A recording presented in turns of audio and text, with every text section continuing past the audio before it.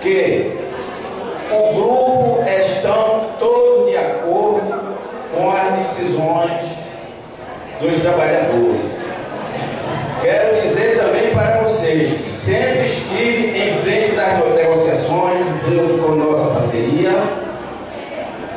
colocando sempre, tentando colocar à disposição da liderança sindical a nossa prefeita, juntamente com o representante do Executivo.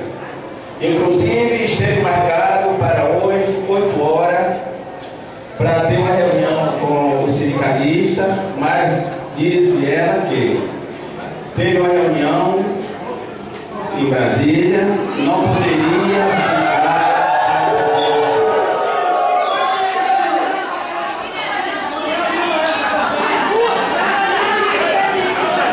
Então, é o motivo de que somos todos a favor da comissão, para que dê tempo a vocês vir sentar e negociar com ela. Isso